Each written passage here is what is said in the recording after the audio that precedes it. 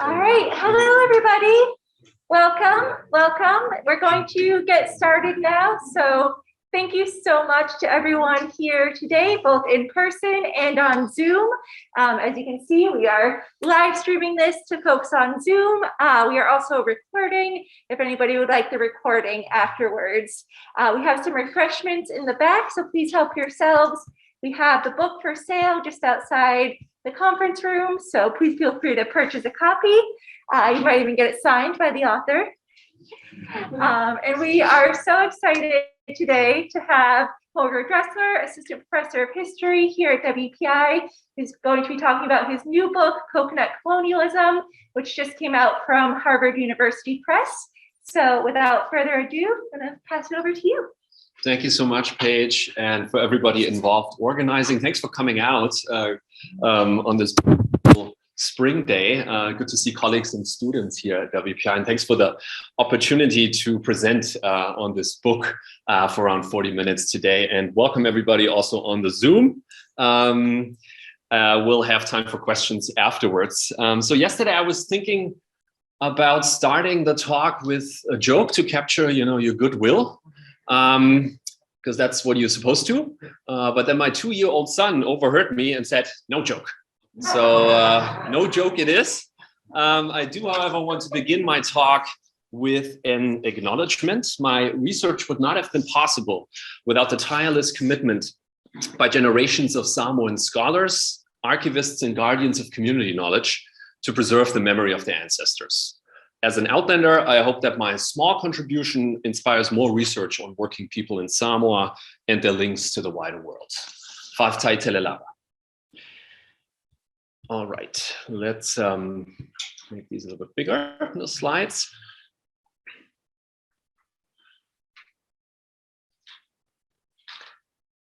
My book tells the story of Samoa's relations with the rest of the world from the closing decade of the 19th century until the end of World War I, through the eyes of working people. Thousands of workers, locals, and newcomers laid the foundation for Samoa's integration into the world. Independent Samoan producers who sold surplus copra to traders were essential to the prosperity of German and American Samoa. And I'll talk more about those two colonies in a minute. So were the thousands of Melanesian, Micronesian, and Chinese contract workers who picked and processed coconuts and cocoa, tapped rubber trees, and weeded plantation grounds. Workers also built the colonial infrastructure necessary to connect Samoa internally and with the rest of the world. As Samoa was drawn into the orbit of Euro-American empires at the turn of the 20th century, the island's working people extended their networks and interests outward into the wider Pacific and beyond. Even as they were coerced co-makers of colonial globality, workers in Samoa created their own way of relating to the world, which, inspired by Oceanian intellectual Ipili Hau'ofa, I call Oceanian globality. And that's one of the central concepts of my book. Confronted with coconut colonialism, the title, and I'll explain that more in a minute, Samoans and other islanders counterposed their own definition against the limiting form of globality that colonial officials and capitalists sought to force on them. In doing so, they filled the foreign and quite abstract notion of the global with their own culturally specific and relational meaning. Over the course of the 19th century, the makers of Oceanian globality struggled to extend their shared values of social reciprocity into the wider world.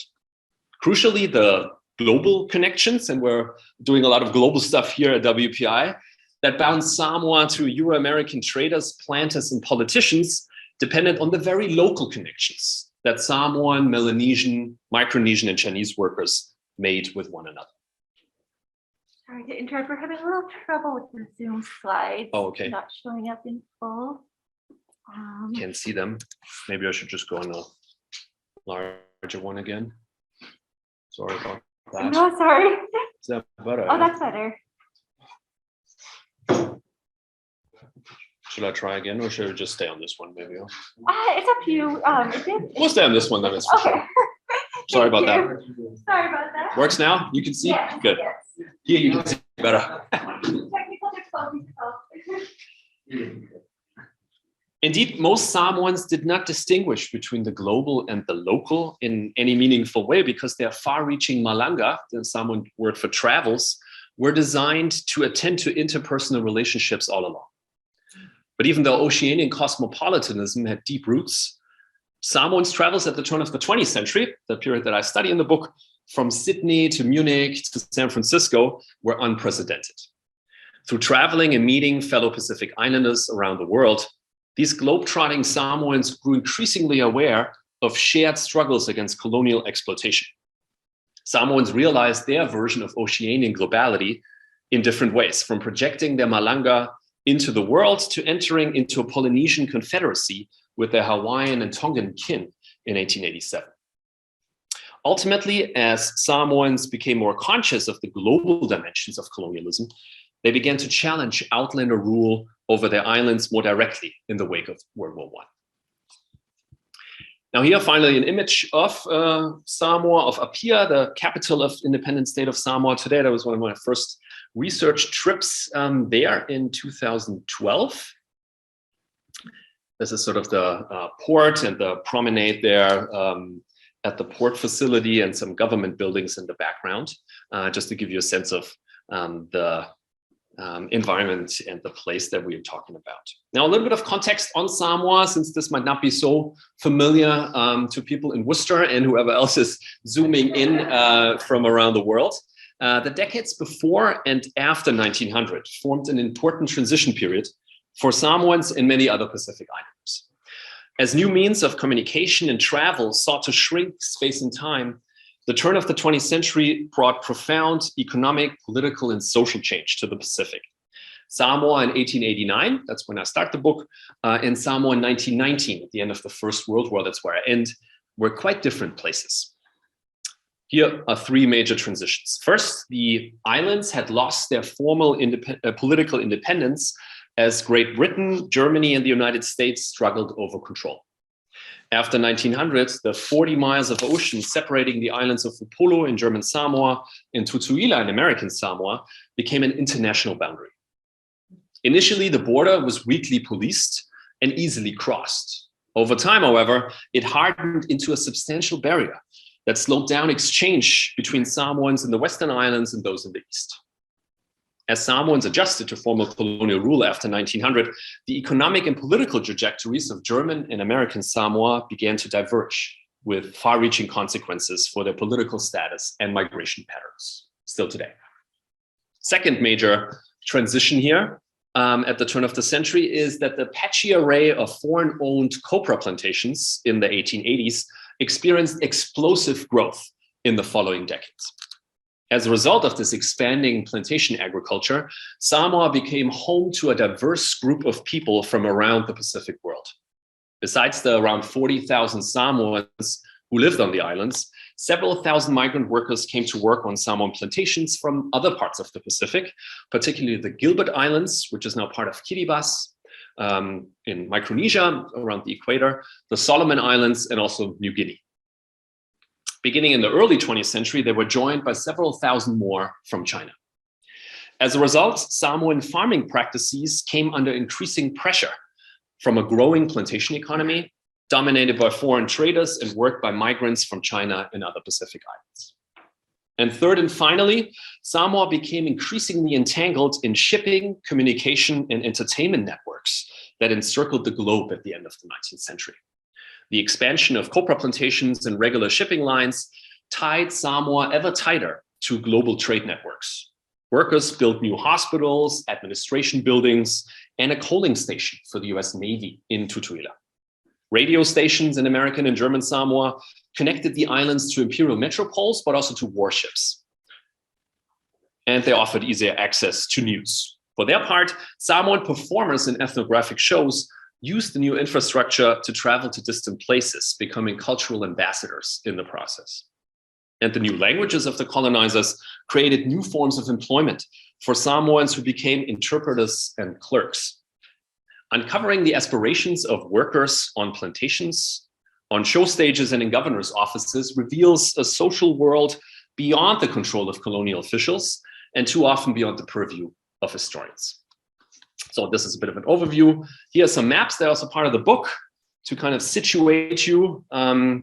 A Pacific-centered map, which is always great to see, since most of the maps we see here are kind of, Americas or, Europe, Atlantic focused.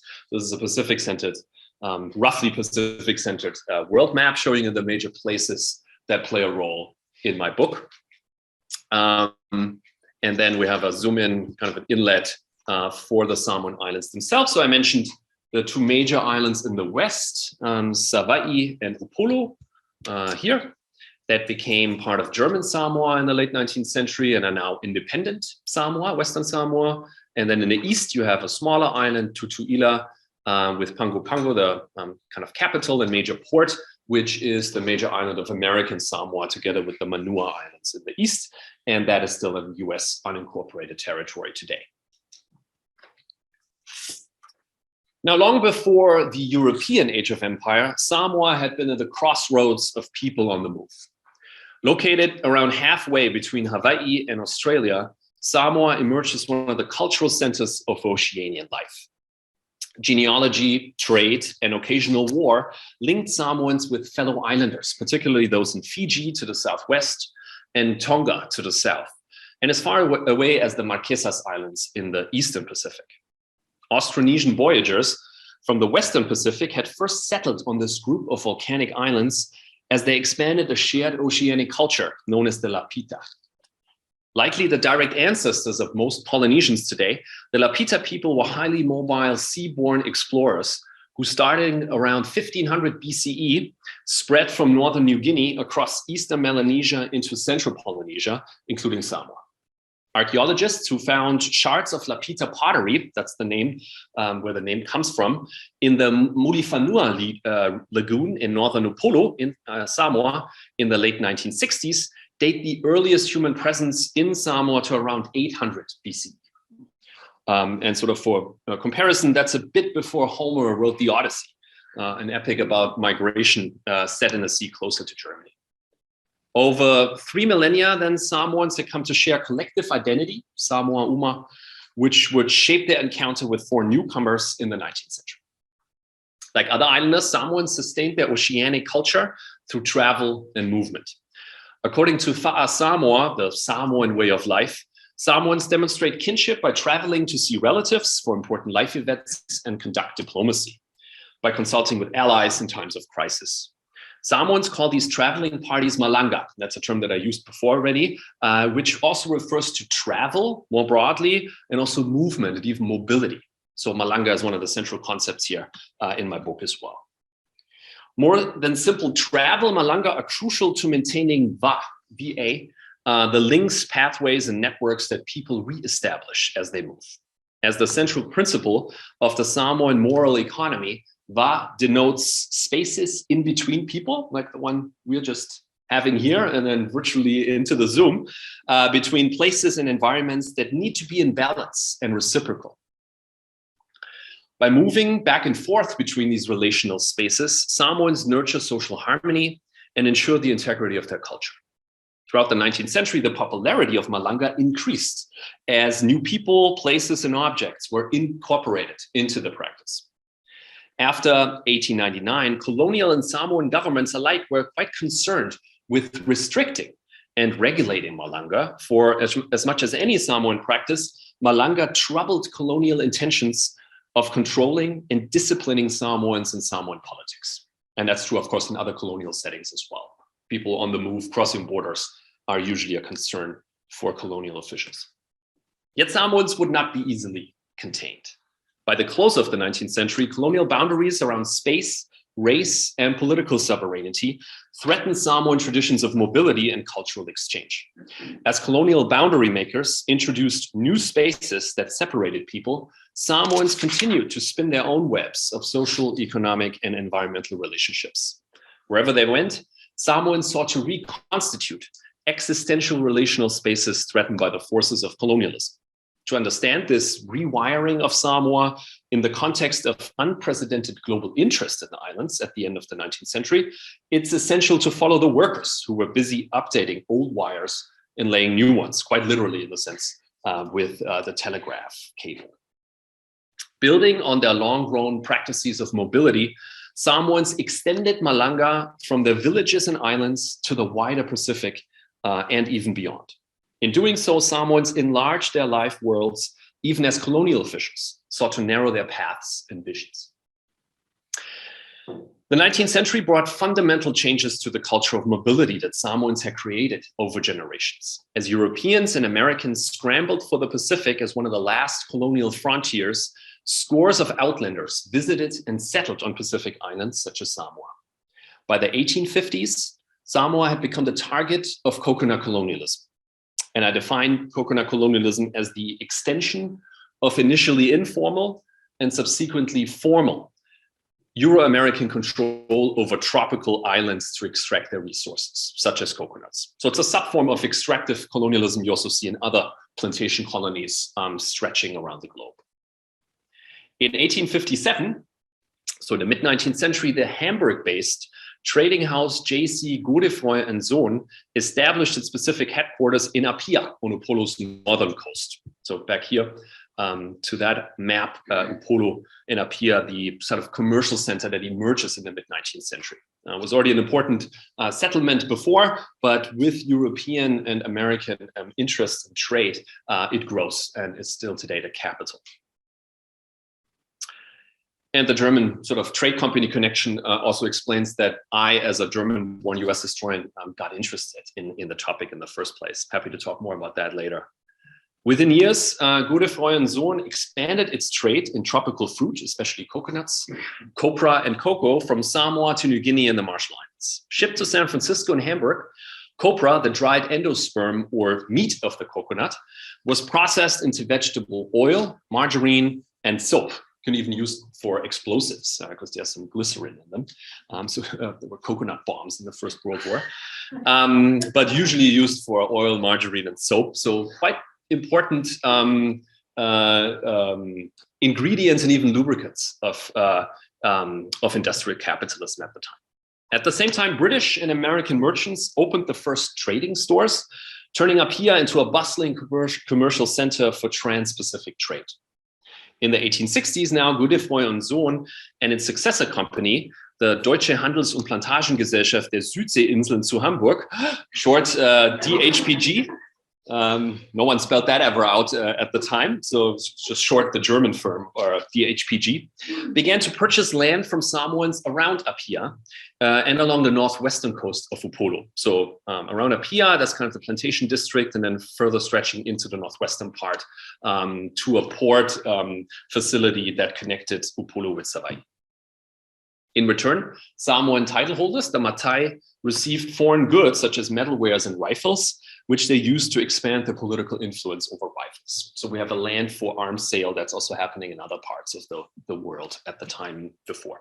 So throughout the 1870s, a vicious cycle of selling land for arms destabilized the economic and political systems of Samoa. In a series of violent clashes, German, British, and American officials and settlers allied with different Samoan parties competing for royal titles and political power. Outlanders consistently misunderstood Samoan politics, which was based on local and genealogical sources of authority. 2 decades of proxy wars, international treaties, and hundreds of casualties finally came to an end in 1899, when the islands were divided between Germany and the United States, while Great Britain would also interest there gained exclusive rights elsewhere. So that's a short story of the decades of civil war. In 1900, then, the 2 biggest Western islands, Upolo and Savaii, became officially part of German Samoa. And under Governor Wilhelm Solf's first administration, he was the first governor, Samoan cultural practices were more or less tolerated, while German officials stepped up their control over political matters through a flurry of regulations. Meanwhile, the US Navy in the east took control over the major island Tutuila in 1900, along with the smaller Manua Islands in 1904, just a little bit later. As a coaling station run by a small group of naval governors, American Samoa entered into a historical trajectory connected to, yet distinct from, Western Samoa. Outlanders had succeeded in dividing Samoan's long-drawn unitary system of decentralized power into 2 separate colonies. Most importantly, for political self-determination, Samoans had suddenly lost their ability to play off one colonial power against another.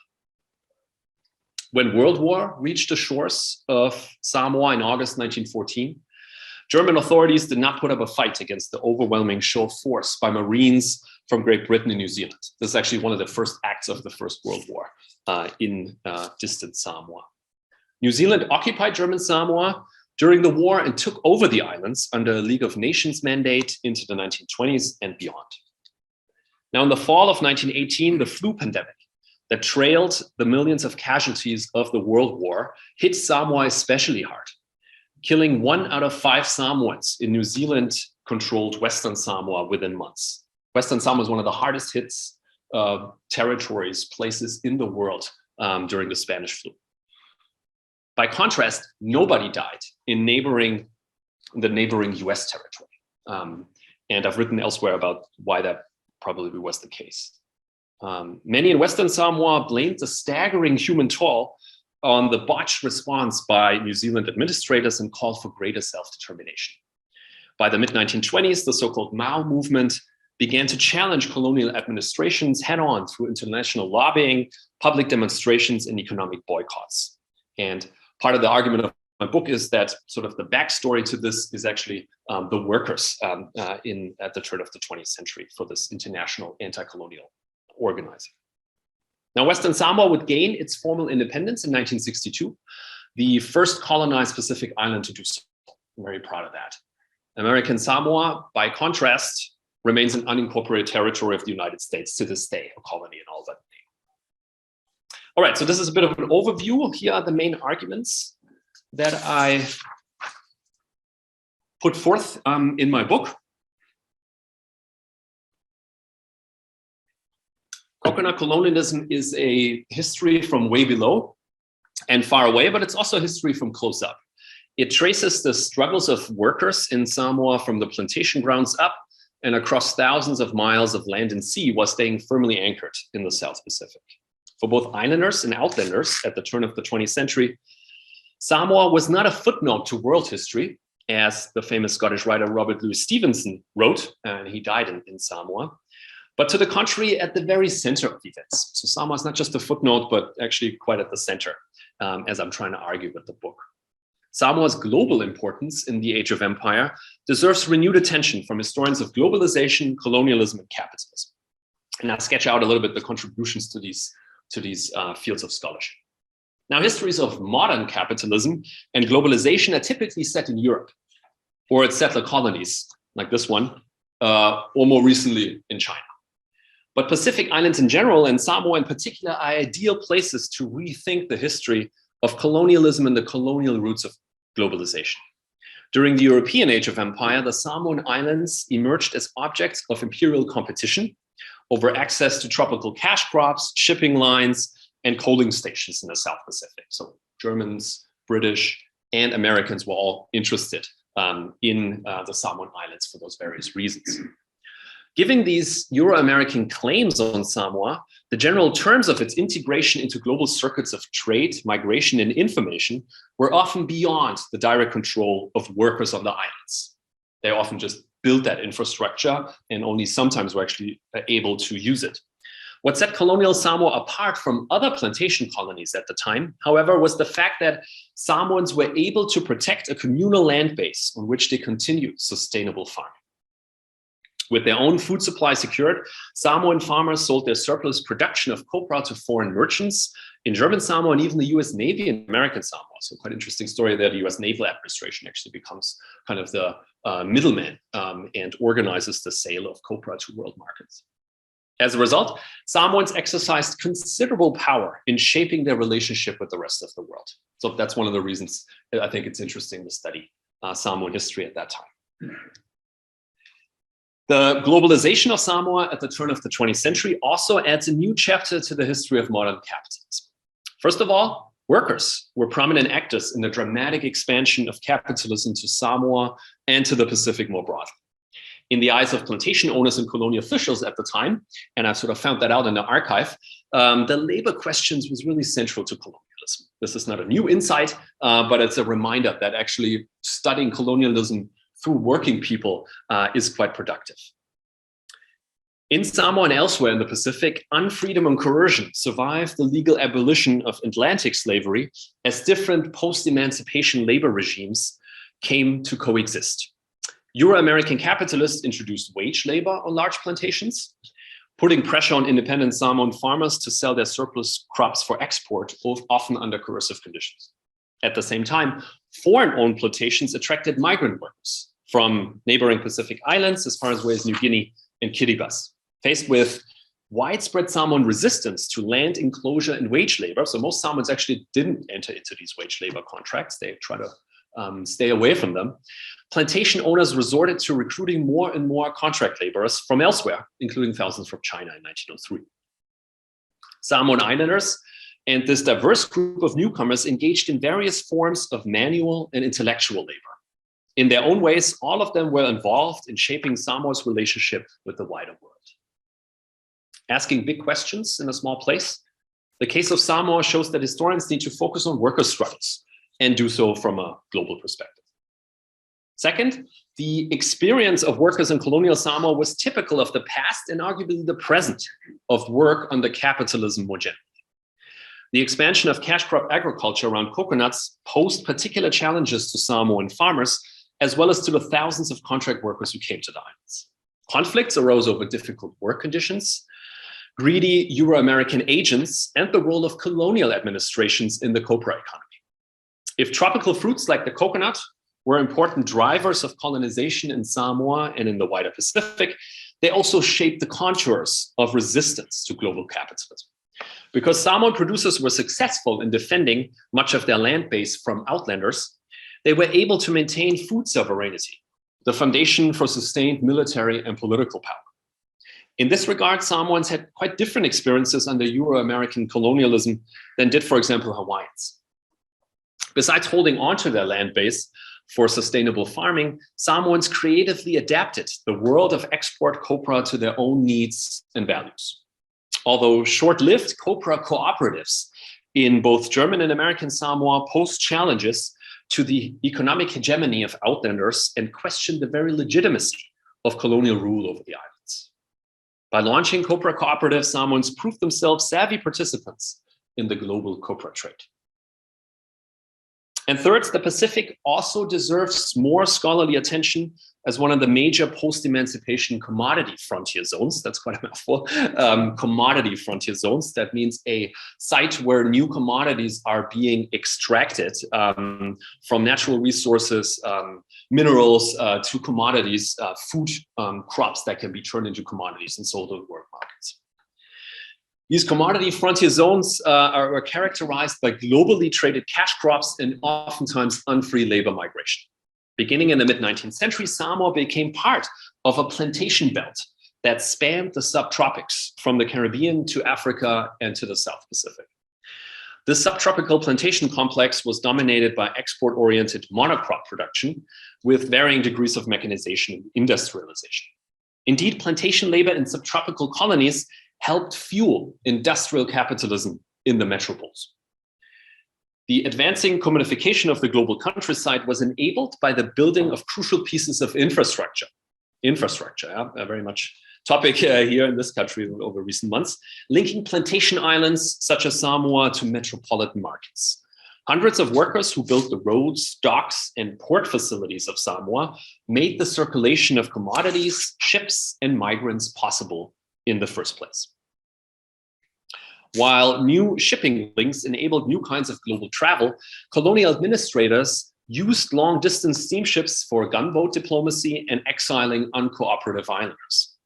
Plantations also brought together different labor regimes, ranging from indigenous producers and day laborers to small Euro-American settlers and large trading companies to migrant contract workers from around the Pacific. As historians of agricultural capitalism have argued, the confluence of different systems of labor, of unfree labor, enabled global cash crop markets to flourish.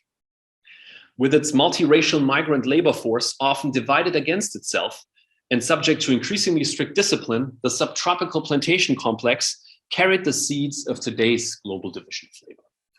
Then as now, consumers of tropical fruit like coconuts in markets in the global north, and there's rarely a supermarket around here where you can find coconut products today.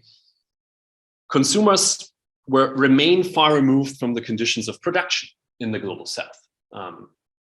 Focusing on copra plantation workers in colonial Samoa reveals the hidden human costs of capitalist agriculture. And finally, the story of Samoa's relationship with the world offers a fresh take on the history of globalization. The conventional narrative about globalization emphasizes the role of the powerful in shaping the inevitable economic integration of our planet. Explorers sailed the ocean blue, colonial officials established law and order, and trade soon followed the flag.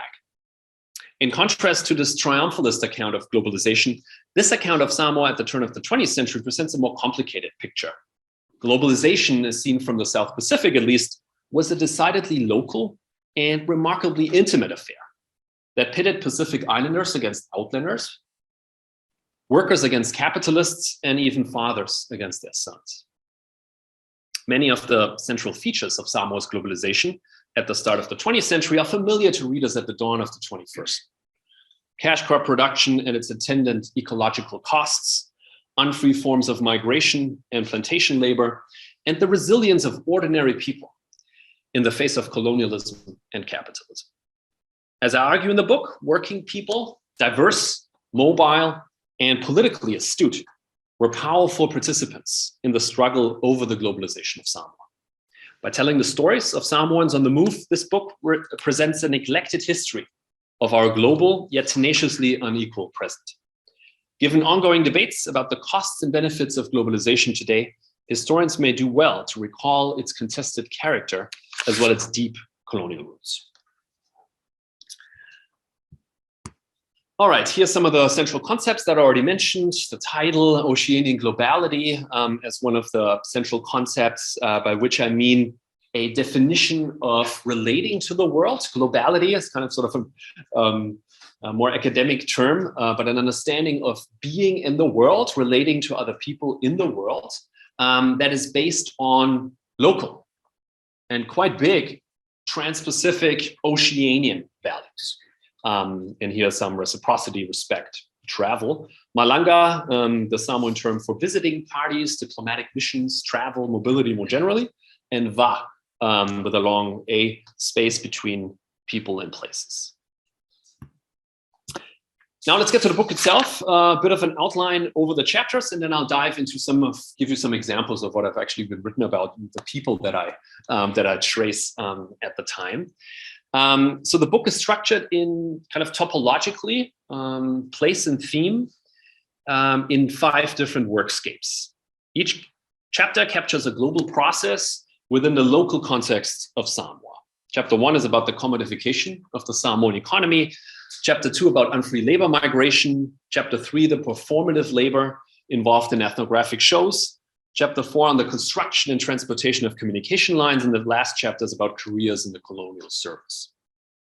Now, chapter 1 opens with the tropical fruit that sparked outside interest in the Samoan Islands in the 19th century, the coconut. Chapter 2, I look at plantation workers. In chapter 3, the ethnographic shows, infrastructure, and then colonial service. I'll jump into 3 of those underlined in the remainder of my talk. First, on the planters. Here you can actually see that process taking place, the drying of the meat of the coconut after being husked. Let me actually show you the first one before that, which is also the title of the book. This is a group of Chinese workers in the early 20th century. It's not dated, so it's, has to be after 1903 when the first Chinese workers actually arrived in Samoa, cutting copra. And you see kind of the mountains of husked shells in the background, dwarfing the workers who are doing that quite arduous task, also quite smelly. It's quite an intense process that had to be done mostly by hand. That's why you needed thousands of workers actually doing that work. Most of the planters themselves remain Samoans. So most of the production came from Samoans. Even though these contract workers came, as I mentioned, Samoans actually produced most of the copra and then sold it on. So that's an important aspect of the story. And here, that picture showing you the drying of copra, usually in the sun. So traditionally, Samoans, other Pacific Islanders, wherever else coconuts grow, use the sun to dry the endosperm of the coconut. Took a few days. If it didn't rain, you had to sort of pack up quick and move it undercover into one of the fales, one of the houses right there with the baskets. Euro-American planters were growing impatient and introduced incipient forms of mechanization, like a copra kiln, to dry this copra faster in order to export it. Dried copra has the advantage that it's lighter and then can be reheated in the destination markets to turn into oil, margarine. So that was a kind of innovation of trade as well. And in the chapter, I write about various workers on these plantations, how they related to one another. They attended church services, they learned new languages, they developed a new language, Samoan plantation pidgin.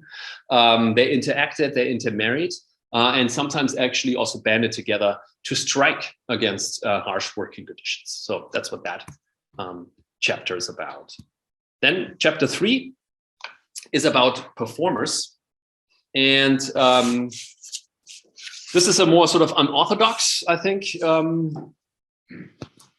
form of labor. But I make the case that the performative cultural labor involved in Samoans who participated in ethnographic shows in North America as well as in Europe at the turn of the century actually usefully thought of in conjunction with other forms of work that we more traditionally associate, like plantation labor.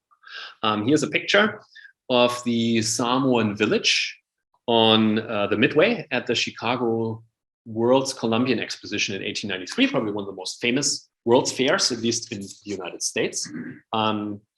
This is just south of present-day University of Chicago campus, the Midway Plaisance. And Samoans were part of that. They had already come to the United States before that, but this was kind of a larger group. And they rebuilt, actually with material from Samoa, this Samoan sort of traditional fale, this kind of meeting house, and performed, at least in the eyes of metropolitan consumers, the US audiences who came to Chicago to see that, authentic Samoan culture.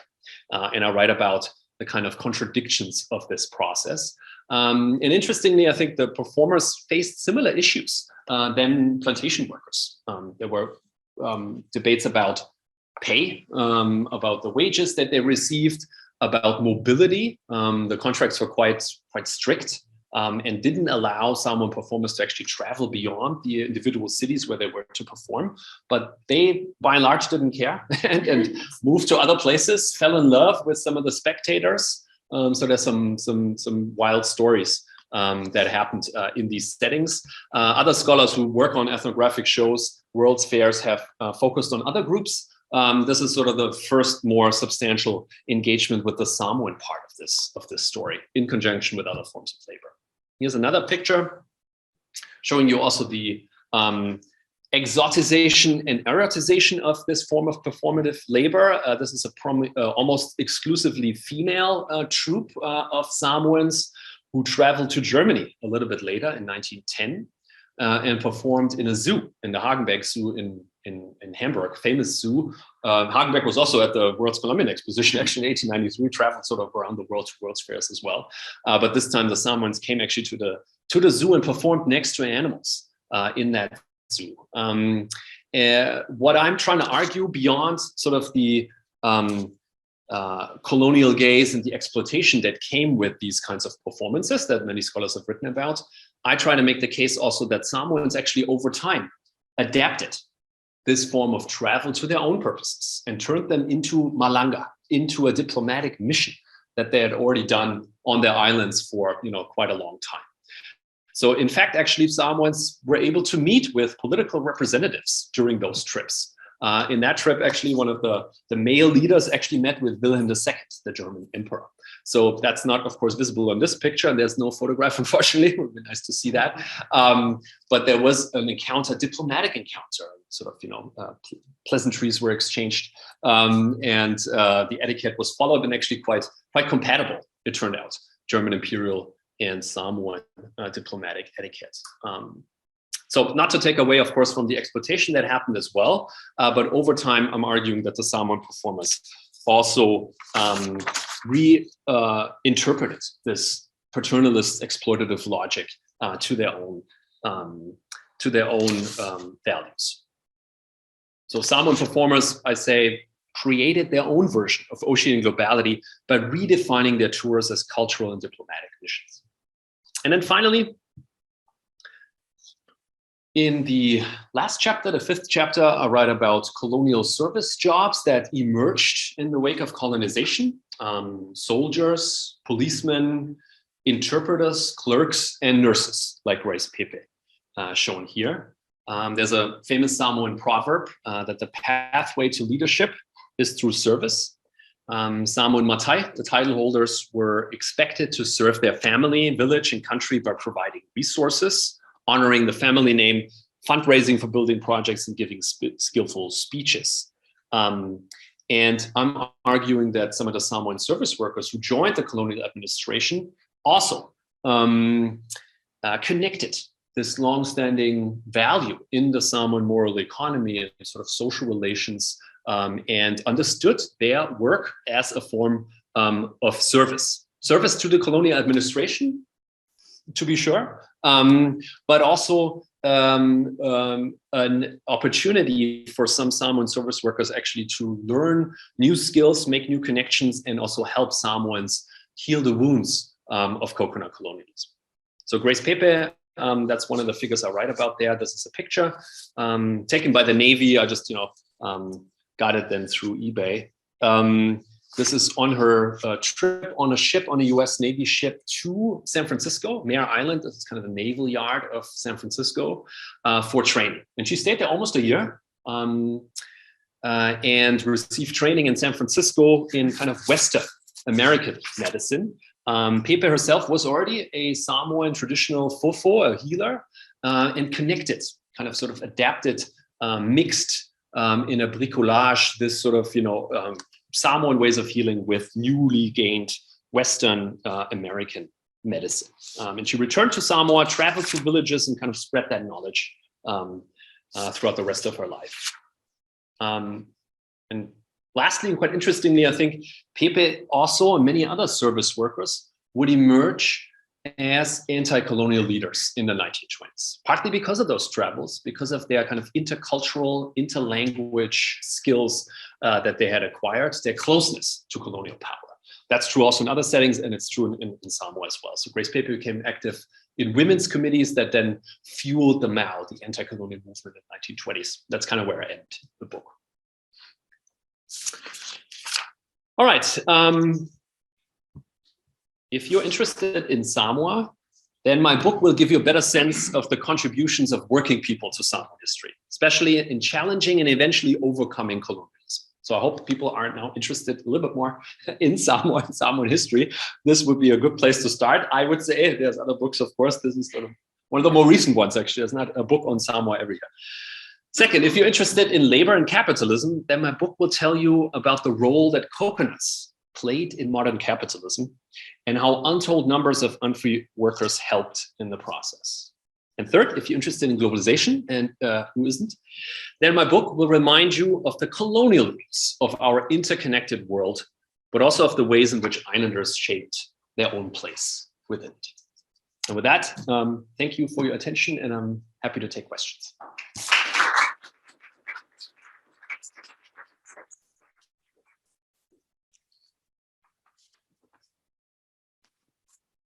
Paige is monitoring the chat. And then in the yeah, Constance.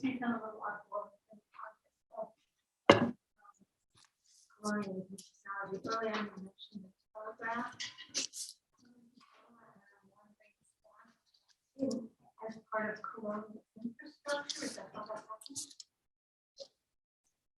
Right. Yeah, so the telegraph with cable arrives in the 19-teens. So just a few years after, the British kind of connect with their all red sort of cable, all red line, all of their kind of major colonies. So it's in connection with that attempt by the British. And then the Germans and Americans, kind of latecomers to the imperial sort of infrastructure game, trying to catch up and build their own cable and independent communications infrastructure. Yeah, interesting that was such an important part of the British colonial experience. Right. Yeah, very important sort of, to increase the speed of information back and forth. And that plays out also in Samoa, sort of on a smaller scale, nothing compared to British India, but much smaller. And what's interesting in Samoa, and German Samoa in particular, but also in American Samoa, is then because this cable, kind of the physical, cable that, the internet still basically relies on, with optic fiber cables today, and many of the cables run on the same kind of, routes than these original ones, is almost immediately replaced by wireless technology, the newer, technology in town. And the Germans in particular invest a lot in wireless radio because they see a kind of Anglo-American, even more Anglo dominance in these cables, and in particular in gutta percha, which is this, organic rubber material that only grows in British Malaysia, basically, that is needed to insulate those cables and make them actually work. So that has a kind of material sort of bottleneck reason for that. And then there's a wireless station that also opens just before the First World War. So it's not really in operation for long. One of the first news that this wireless station receives is war has broken out in Europe. And then the New Zealanders and British that I mentioned, they come and, take over that radio station. And the US also has a radio station connecting its Pacific territories, Guam, Hawaii, the Philippines. Does that, sorry. Oh, sorry, can you repeat the question that they're asking? Okay. Right, yeah, so the question was about telegraphs and cables. Yeah, sorry, that's good. So the Zoom can hear it as well. Does that address the question? Happy to talk. But, it's harder to do across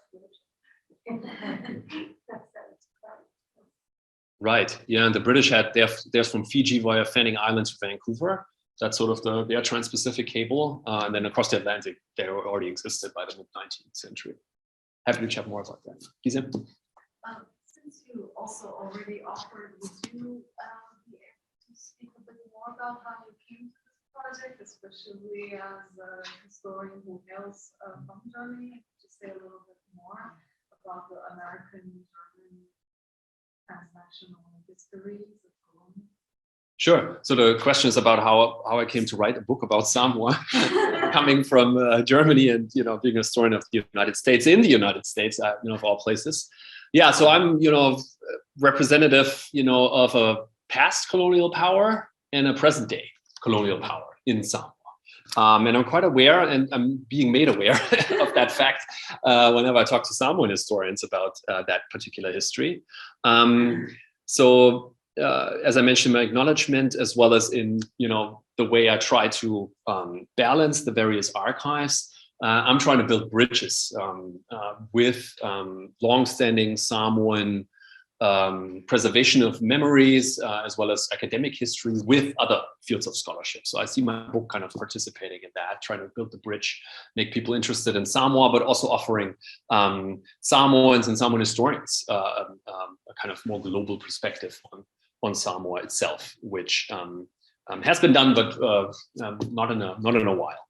How I got to that is quite interesting. I think I studied American history in Germany, and one of my professors in Munich, and he's also got a shout out in the acknowledgements. He had a kind of lecture on U.S. foreign relations, which I teach now at WPI, more or less, like a similar kind of topic, and he mentioned Samoa in that context.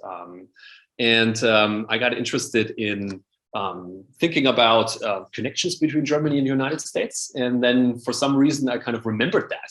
Hey, there was this talk about Samoa. So I got interested in Samoan history then and started exploring. And one research paper led to more, a dissertation. And this is the nucleus of that book.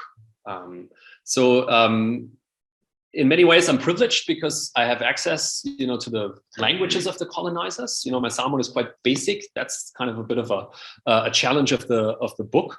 Most of the archival research is in other records is in German and English, with some Samoan in there. much more needs to be written. Much more needs to be written about that particular story as well. This is just the beginning. Thanks for the question. We have a couple questions. Sure. In the chat. Yeah. So I'd like to get a start question and then just question and maybe alternate if that's okay. Sure, I have to teach it once, so Oh, I mean, I'll catch up. We can do it also outside. all right. So first question in the chat: can you speak to some of the continuities between Samoan traditions of global activism and resistance and Samoan climate activism today? By John. Thanks, John, for the question. Yeah, that's a big question. It's a bit outside of my time frame. You know, that's my cop-out answer. Climate change has already, begun in my time frame, of course, right? It's a long history, but in some ways, one could say, as I mentioned, that the copra and coconuts fueled industrial capitalism in metropoles. It's not as big as, say, sugar or cotton. It's not such a big commodity in that sense, but it does contribute to an emergence of a consumer market in the metropolitan kind of global north. And in that way, it's a fuel of industrial sort of fossil fuel based capitalism, and hence also the climate crisis. Samoans themselves, living on volcanic islands, are very much at the forefront of rising sea levels, more intense cyclones, and other so-called natural disasters. And you rightly sort of, imply that in your question, are also at the forefront of, doing something about it. So they're quite active in the Pacific and then also in international fora to raise those issues and talk about Samoan, or more generally Oceanian Pacific Islander ways of dealing with environmental challenges. So I think one could make, even though I don't explore that, a connection between some of the anti-colonial activism from the working people, and then in the 1920s to present day climate change activism. That's not really a topic sort of in my period. No one's talking about climate change, but some of the structures and networks and also the institutional capacity is being built at that time that was then repurposed for other issues. Thanks for that question. Great. Well, first, congratulations. This was a fascinating talk. The subject was really interesting. Not something I knew much about, so thanks for the little glimpse into it, but really well presented. Well done. I'm going to do the typical thing for the presenter. You're like, what does this have to do with the thing I'm interested in? So my question Shakespeare. I was interested to think about performance as labor, which it is. And so I had a couple of questions, and this might be a longer conversation, so I'm going to engage you more about this. Sure. One, who was profiting from this performance labor? Right. Who was bringing, I know the history of the World's Fair, but who was bringing the Samoans in, who was profiting by this? But also, have you done any research, or have you learned anything about audience perception? So what did people who saw these performances think, and what was the impact of this kind of performative ethnographic culture? Right. Great questions. Briefly, cui bono, so who benefited? A lot of managers, impresarios, who sort of, skimmed off, sometimes just left with the wages that were promised to the performers. One of the first tours were quite traumatic. Half of the ethnographic show troupe died along those tours in the 1880s, and that sort of set kind of the sort of tragic beginning, and scared a lot of other Samoans then to join subsequent troops. But then eventually they did, offered more money and sort of more self-determination also on the trip. So oftentimes it's managers who are doing all kinds of other management things in the entertainment sector. And the colonial administrations themselves also benefit kind of ideologically by presenting colonial subjects in to metropolitan audiences, presenting them as sort of pliant and content with, in this case, German colonial rule. That's part of the political project of bringing them also. And it's quite contentious also for other German colonies. companies. Can go into more detail about that. So that's kind of who benefits. Money-wise, the managers, symbolically, ideologically, the administrations in particular. And then audience, difficult. As with many cultural production audience studies, how do we know what people actually really thought? We have some intriguing photographs, I don't have it with me in the slides, of white, probably American women, sort of, in Victorian dress, ogling some of those, bare-chested Samoan men who were part of this troop in 1893. And we can only guess, what they were thinking. I talked about the, exoticization and erotization of those encounters. There's also an argument that scholars make that this, increases intercultural sort of, understanding in some way. To a degree, but it's very difficult to sort of measure that. What I'm more interested in is the Samoans themselves. So I didn't really pay that much attention to what the Chicago World Fair goers were thinking. I did mention some fell in love with them and they ran away in Germany. That happened, and in the US as well.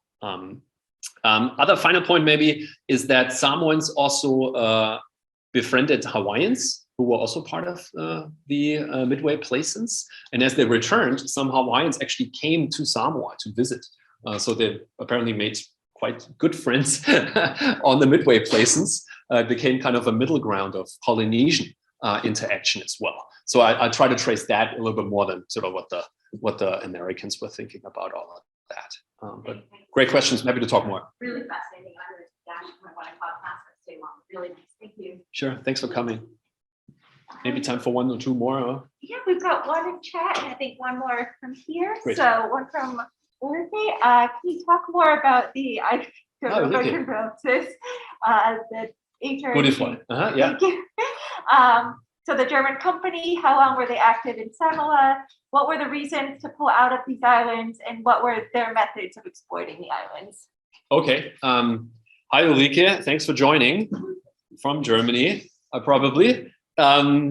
Yeah, so it's a question about the German firm Godefroy, which is sort of private Hamburg-based trading company, and how they established themselves. I mentioned that briefly. There's much more to say about that. Apia became kind of important in their kind of trans-Pacific trades. So the trading company also had trading stations in Jaluit in the Marshall Islands and in New Guinea. And then further, across the Pacific. So Samoa became a good kind of way station to kind of stop and resupply. That's often the case also, with other port cities in the Pacific and elsewhere. So that's one of the reasons Apia became important. They did mostly trade, but also then moved into land acquisition. First cotton, actually, during the American Civil War, there was a cotton famine, right? The Confederacy was blockaded, so that led to all kinds of cotton projects around the world, British Egypt, British India, other places, and on a very small scale also in Samoa, but it's the origins of land sales. And then they moved into other products because cotton didn't really grow that well in Samoa, and there's not enough sort of flat surface to do that on a large scale. Yeah, and then Godefroy, the private company, was taken over partly and bailed out by the German government in the late 19th century, and then renamed into this German trading company of the South Seas, and was very profitable. They issued dividends of over 10% each year. So if you had shares, that's pretty good for colonial kind of business companies. They were quite up there and funded lots of sort of wealth of the Hamburg shareholders and people involved in the company. Very chummy also with the colonial administration to make that happen. So partly what I trace is also the connection between state and capital in Samoa. Happy to chat more, Ulrike. Thank you, Holger. Yeah, sorry, so you're right. John. Sorry, I'm gonna really try to ask you this question, but I had questions about this and kind of like different kind of things that may have happened or may not have happened. Right.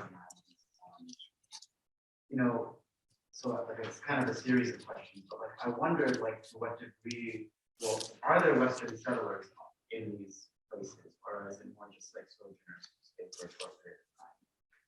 Or to what degree was there like elements of like segregation that were really important, like division, the physical division of peoples of different races, either in the US context or the German context or relative to one another.